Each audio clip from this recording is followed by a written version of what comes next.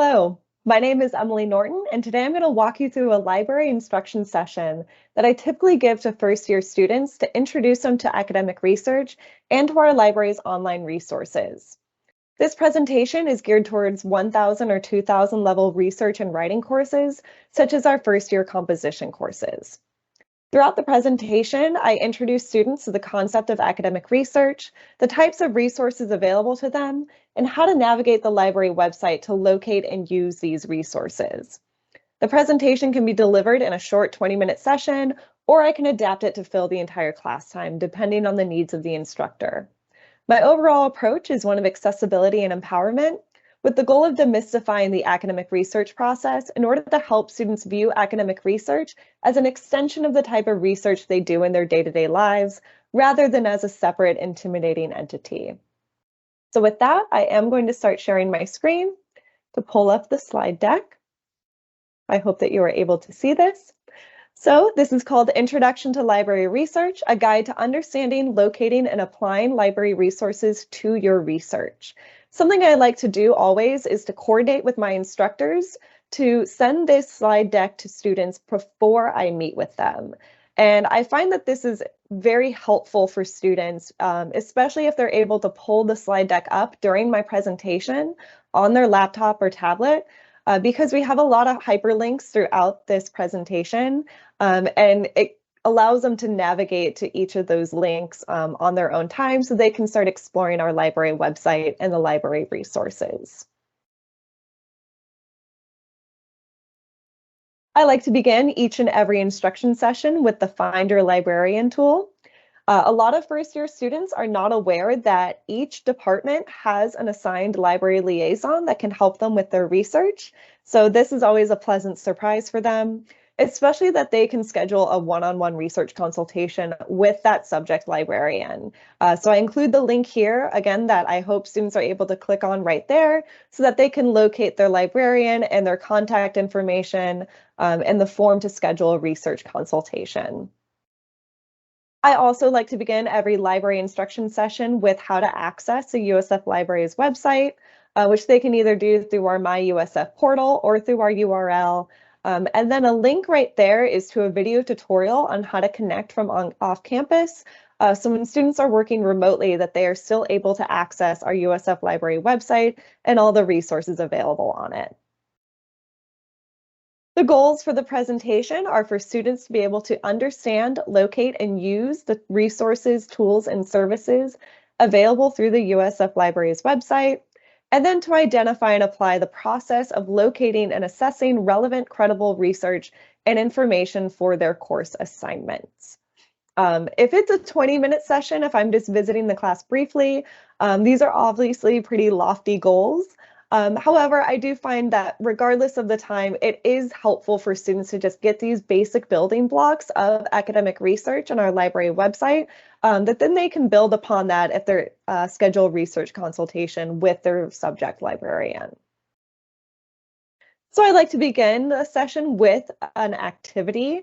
This is especially fun if I'm able to do this in person. And with a hypothetical research question of what is the best restaurant in Tampa Bay, with that intentional emphasized best, because obviously that is very subjective. Students are already doing this type of research in their day-to-day lives.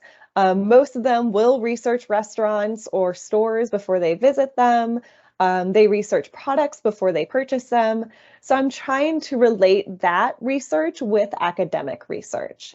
So I have these questions on the right-hand side of how to approach this research question. How would you approach this research question? Really allowing the student to see themselves as a researcher. And I hope that they are empowered by that they have the control of how this research process is going to unfold. What factors that they, as a researcher, might use to refine or narrow the research question and the research results.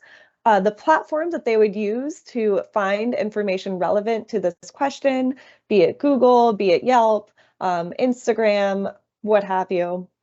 If they would use primary or secondary sources, and what experts they would trust with information about that question, and more importantly, what makes you trust that expert. So if the class time allows it, students will either work independently or in groups to try to determine what is the best restaurant in Tampa. And it's really fun because at the end, when they go around and share the results, normally there are no duplications, that each group will have a completely different restaurant from the next group. And I think it's an interesting way for them to kind of understand, again, research as a process that is unique according to the researcher conducting it. And the idea of research as inquiry, with the research process beginning with that research question, in this case, what is the best restaurant in Tampa? And then they, as a researcher, narrowing that research question down. So the best restaurant in Tampa can be transitioned into the best affordable vegan restaurant in Tampa. We then discuss primary versus secondary resources. So primary sources being the restaurant's website or the menu, and then secondary resources being the reviews or recommendations of that restaurant. We discussed the different research platforms they can use, social media, the websites, any food journals or publications, whether local or national, and then culinary institutions and organizations such as Michelin Star or James Beard that the students may or may not be familiar with. And then from there, we transition into the idea of academic research. So now that students have critically thought about the research processes they do in their day-to-day lives, I like to relate it to how they're going to be doing academic research. So the glossary of terms is really intended to make sure that we're all on the same page and that we have concrete definitions of the type of resources we're going to be working with. So database, journal, article, and peer review. And then Quick Search, which is our main search tool on our library homepage that searches through everything. The idea of open access, and then also LibGuides, which most students, again, are not familiar with. And I like to show them specific LibGuides that I think could be helpful to them in their research. Here's a visualization that I created of our library resources and how they relate to each other. So Quick Search being our main search tool, it is the widest net that they can cast. And it searches through everything. And then from there, we can narrow it down to books, and even within books, our course reserves, and then journals, databases, and then those larger database platforms, such as Academic Search Premier, which search through multiple databases. And then I explained that not every journal can be found in databases, that some are published separately. So just, again, trying to explain the relationship between our resources and how they relate to one another. From there, I've created this flowchart.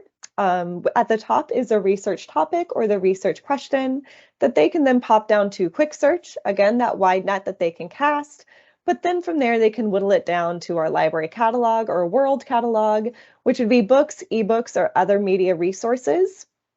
We have our database, either the platforms or the multidisciplinary databases, and then databases by subject or databases by type. We have our e-journals by category or title, which then can be narrowed down to peer-reviewed or open access. So again, the idea of research as a process, research as a choose-your-own-adventure, again, relating it back to the idea of how to find a restaurant.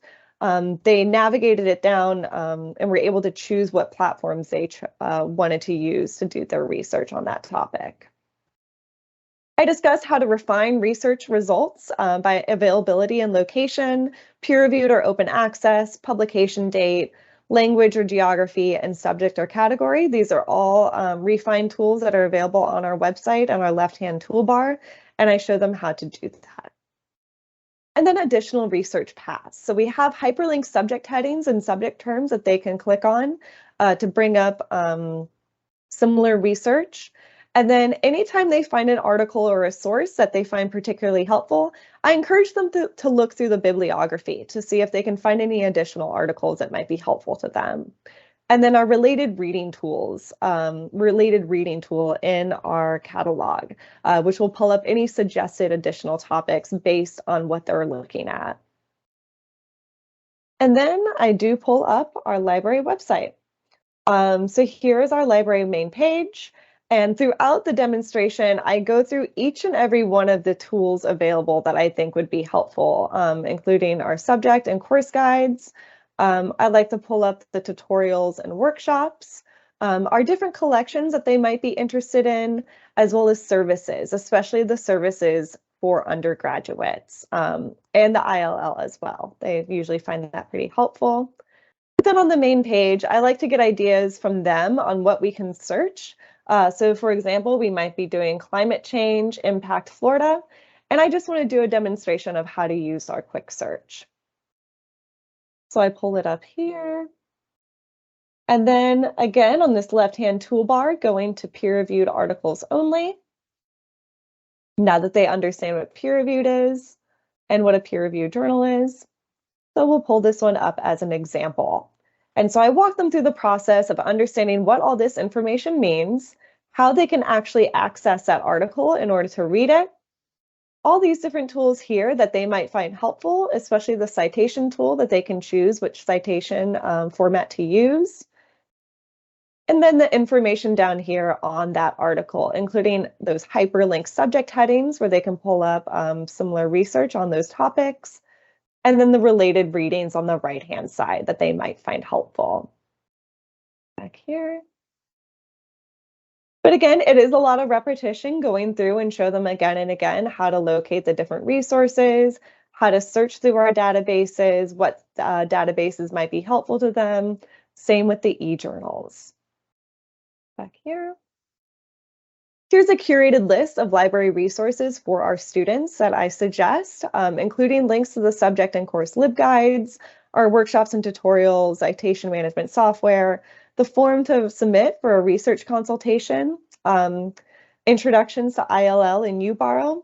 And then this is a specific LibGuide that I highlighted again on our library website, which is all the library services for undergraduate students. And again, if the students have this slide deck saved, they are able to pull this up whenever they need to find these library resources.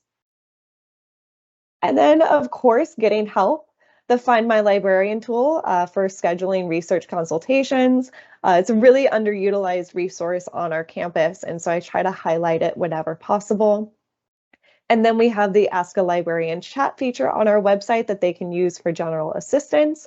And then the Guide Me form on our library page for self-guided assistance. And then always, I like to end my presentations with a Q&A for students to have the opportunity to ask any lingering questions that they might have. With that, I am going to stop sharing my screen. Thank you guys so much for your time for watching this presentation. Really, my philosophy is empowering students to realize that academic research is not as scary as they think it is. Students are already doing research every day. You know, whether it's looking up a restaurant or looking up friends on social media, they already have these skills, and it's just about expanding them into the academic realm and making them feel comfortable with the research process. My whole goal is for students to come away feeling like they have an understanding of not only our library tools, the resources and services available on our library website, but they understand how they can use them in their different courses. Again, thank you all for watching, and I hope you have a lovely day.